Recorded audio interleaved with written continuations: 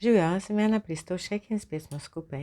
Zakaj ostajamo z narcisom? Zakaj ostajamo z drugo toksično osebo? Ponavadi je odgovor zato, ker ga ljubim, zato, ker ga imam rada. Ampak ljubezen je sestavljeno občutje. In kaj sestavlja mojo ljubezen? Kaj sestavlja vašo ljubezen? To so lahko različne stvari. Pa ste se kdaj vprašali, kaj sestavlja mojo ljubezen? Zakaj je to, kar mi ta oseba daje, kar mi narcis daje, zame ljubezen? Se verjetno po določenem času, ko ni več lepo, vam ne daje tega, kar je za vas ljubezen, in zato je treba potrpeti in zato se je treba potruditi. Ampak v dobrem in slabem, če ste obljubili, ne pomeni to, da morate trpeti njegove izpade, njegove muhe, njegovo izživljanje, njegove nesramnosti. To ne pomeni, da ostajate v slabem. 5 jezikov ljubezni verjetno poznate in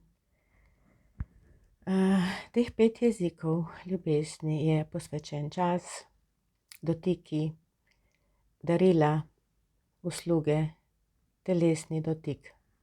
Upam, da sem naštela vseh 5. In jaz sem to opisala v Hotenjih, v knjigi Ko ljubezen boli ali toksična oseba in jaz. Kaj mi v osnovi želimo od partnerja? To, da smo na varnem, to, da se počutimo varno.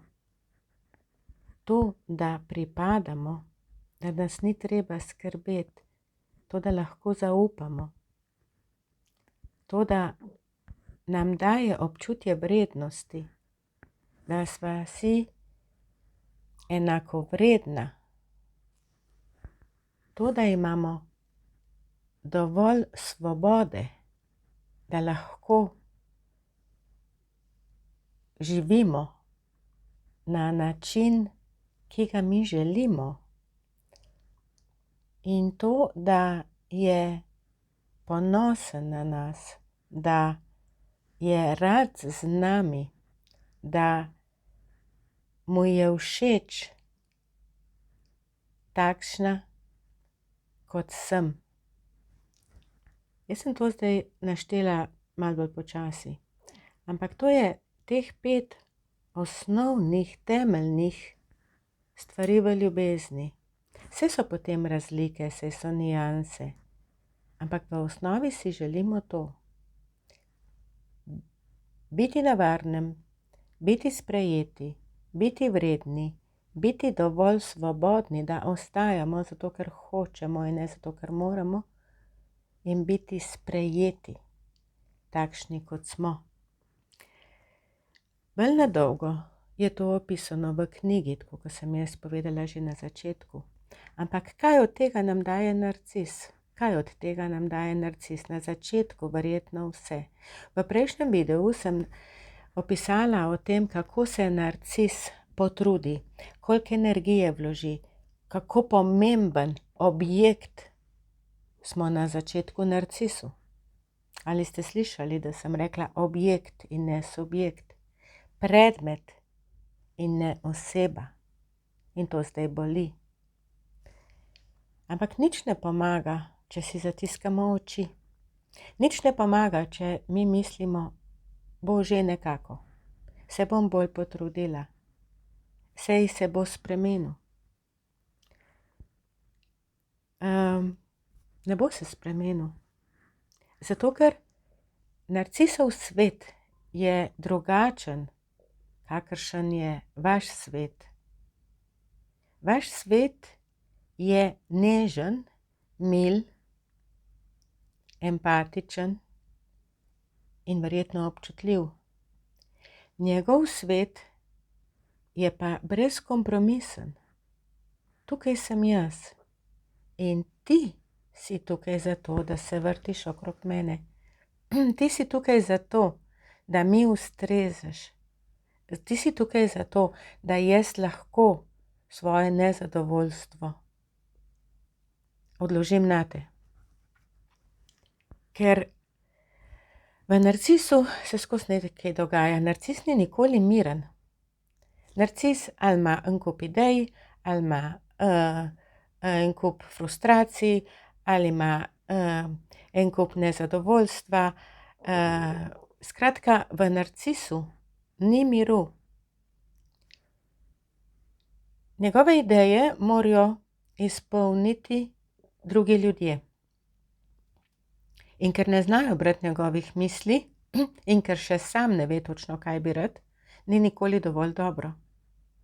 In zato ni dovolj dobro pospravljeno stanovanje, ko pride domov. Zato ni dovolj dobro razpoloženje, vaše razpoloženje, ko pride domov. Nezadovoljstvo ga sili v to, da na glas izraža to, kar on čuti. Ampak ne izraža, jaz se tako počutim. Ampak izraža, ti si kriva, ti si kriv, ti bi mogel narediti drugače, ti bi mogla biti bolj suha, ti bi mogla biti kakršnakoli že, otroci bi mogli biti drugačni. Ampak vprašanje na začetku je bilo, zakaj mi ostajamo. In to je zato, ker od narcisa želimo dobiti to, kar smo dobili na začetku, oziroma kar nam je dal in smo si mi to prevedli v našem nezavednem, da bomo nekoč dobili. Narcis nam da občutek, da vse zna, vse ve, in zato smo mi ob njem varni. On zmore to, česar jaz ne morem. In ob tem se počutimo varni. Ali pa varno, ne vem točno, kako je prav. Ampak ob njegovih frustracijah, ob tem, da nikoli ne vemo, kaj bo naredil, kam bo šel, kaj se bo zgodilo, kakšne volje bo prišel domov, tukaj ni varnosti. Narcisu hočemo zaupati točno tako, kot nam je na začetku dal občutje, da mu lahko zaupamo. Ta pripadnost, midva sva skupaj, midva sva najboljši par, midva zmoreva vse, s tabo mi je najbolj lepo. To, da lahko zaupamo, da se na narcisa lahko zanesemo,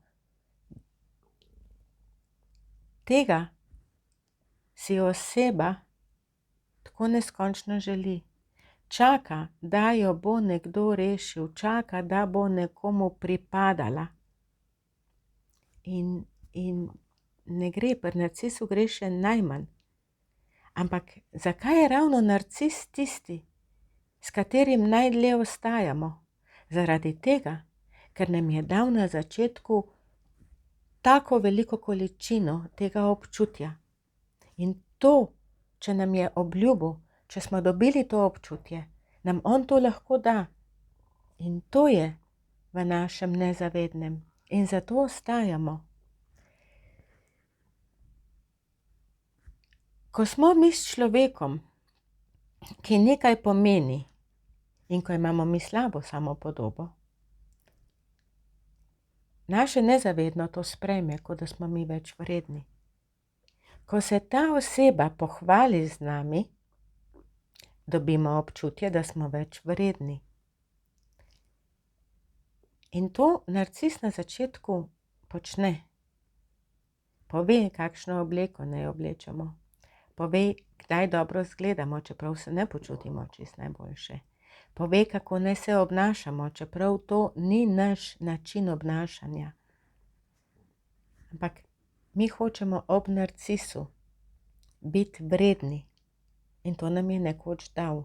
In če se bom jaz spremenila dovolj in če ga bom dovolj poslušala, potem bom jaz vredna, ker te vrednosti jaz sama sebi ne znam dati, jaz sama sem nič, z njim pa sem nekaj. Ampak to je v nezavednem.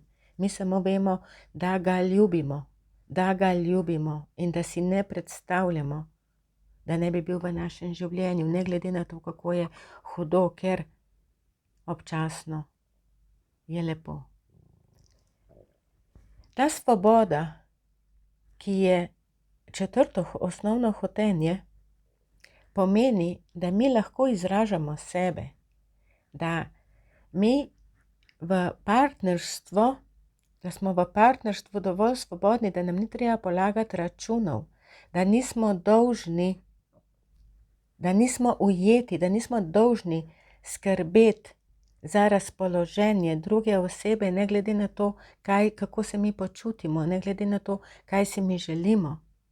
Ker narcis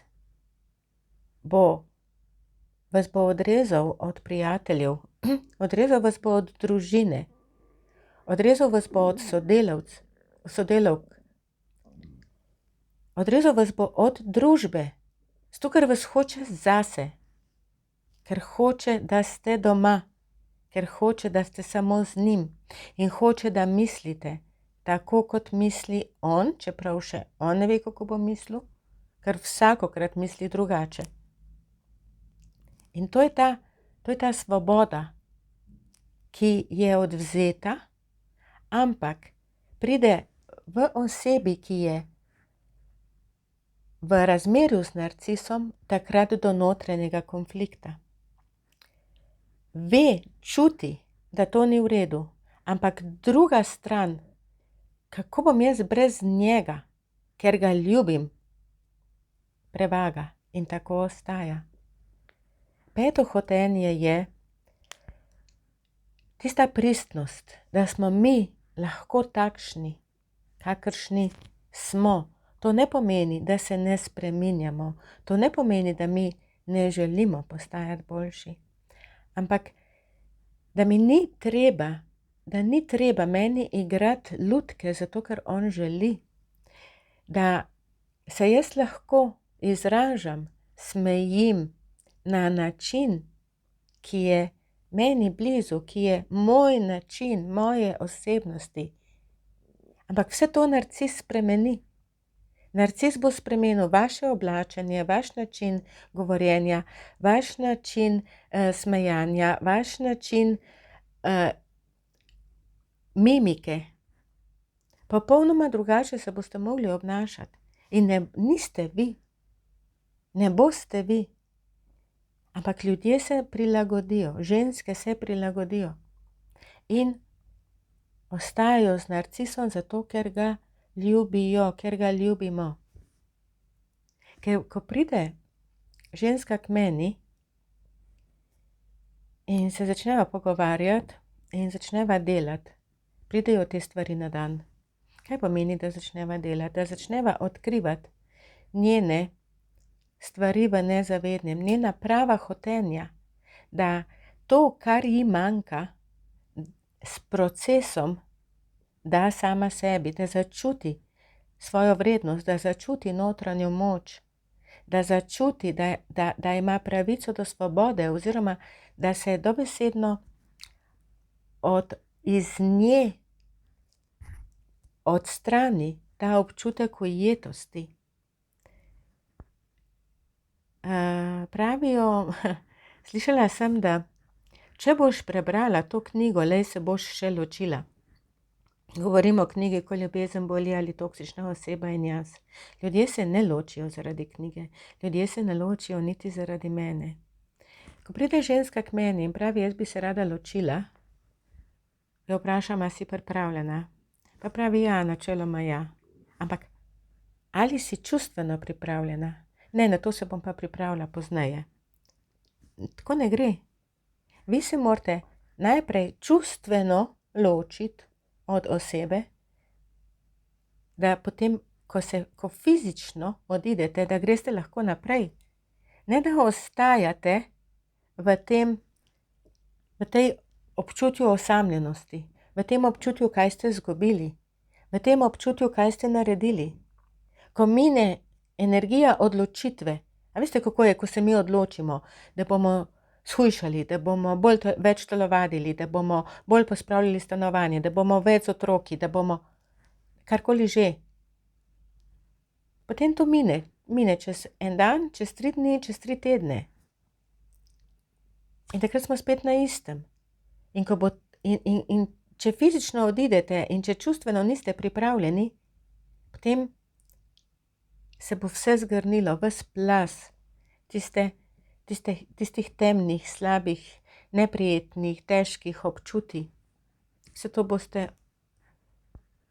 občutili takrat in takrat bo vaša notranjost začela iskati rešitve.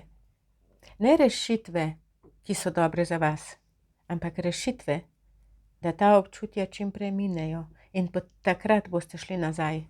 Takrat boste spet verjeli. Ker narcis ne bo odnehal, narcis vas ne bo kar tako pustil. Narcis se bo takrat za vas zagrebil. In takrat boste spet verjeli, hoteli verjeti, da vas ima rad, da mu nekaj pomenite in boste šli nazaj. Če ne boste šli nazaj, se boste še leta in leta lahko spraševali, zakaj sem takrat poslušala prijateljico, zakaj sem bila toliko trmasta, zakaj nisem malo potrpela. Ne glede na to, kako so narcisi naporni, kako so toksični, kako so uničevalni, je na koncu odgovor v nas. In te odgovore in te manke jaz poskušam preko procesa ljudem pokazati in to nam tudi uspe. Ne gre v eni uri, točno tako kot se tujega jezika ne naučite v eni uri. Niti ne gre v enem tednu ali pa v enem mesecu. Gre za proces, ki se pravzaprav že do zdaj dogajal v nas in ki se bo dogajal še naprej. Ampak dogaja se nezavedno. Mi se ves čas spreminjamo. Ampak če se že spreminjamo, dajmo imeti malo nadzora nad tem. Dajmo ugotoviti, kaj je tisto, kaj me muči in kako jaz to lahko spremenim. Ampak nekako smo navajeni, da to iščemo pri drugih ljudeh. In potem smo mi razočarani. Zakaj smo razočarani? Zato, ker nam ne dajo tistega, kar smo pričakovali, ker se ni zgodilo tisto, kar smo mi pričakovali. In pri narcisu in pri ostalih toksičnih osebah so razočaranja pogosta. So razočaranja prepogosta. In ne gre samo za razočaranje, ker na razočaranje je vezana točno to, naša vrednost, pripadnost, svoboda, to, kako se mi izražamo, ta pristnost. Se pravi, nismo sprejeti, nekdo ni pripravljen za nas nekaj narediti. Ni nam pripravljen posvetiti svojega časa. Ampak ta problem je v nas. In ne glede na to, s katero osebo bomo mi kasneje v življenju, bo ta problem še vedno pereč.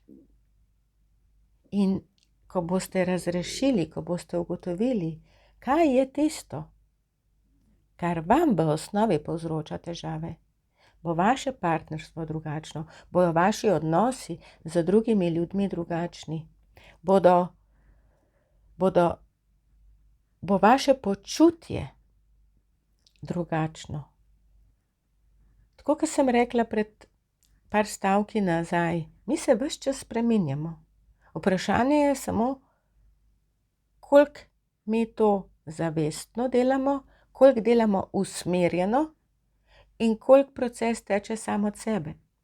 In če v osnovi nam manjka varnosti, če imamo slabo samopodobo, če imamo veliko dolžnosti, če moramo biti 100% pošteni, karkoli že to pomeni, potem bo šel proces v to smer in bo tega občutja, teh občutij, bo skozi več, bodo skozi močnejša in zato se boste zapletali po vsej verjetnosti v vse bolj in bolj naporne odnose.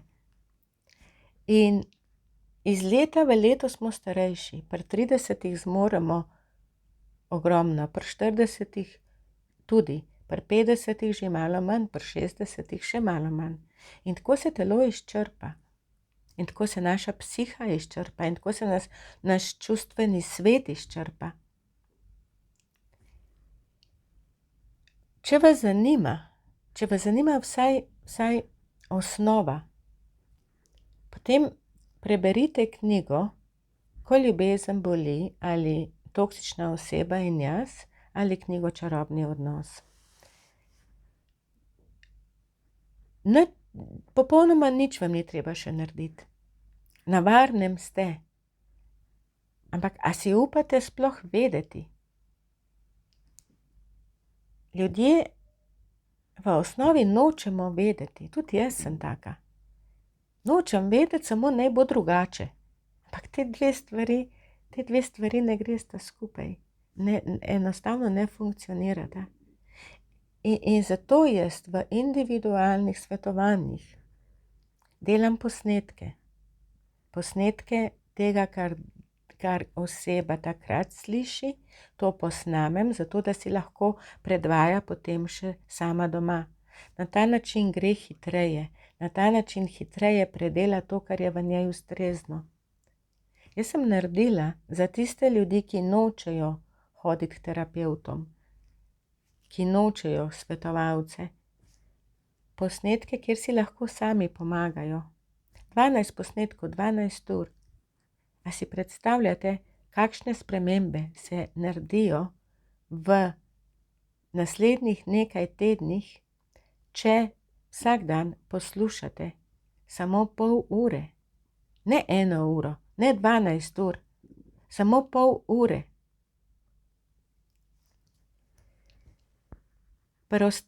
Na začetku sem omenila tudi, zakaj ostajamo z ostalimi toksičnimi osebami.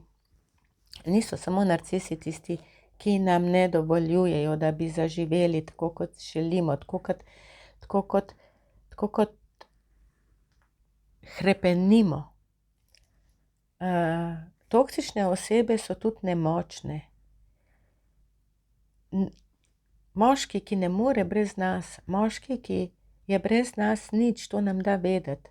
Moški, za katerega moramo skrbeti, moški, za katerega so naša dejanja ga osrečujejo. Kako bo brez nas, kako ga bomo zapustili, krivi bomo.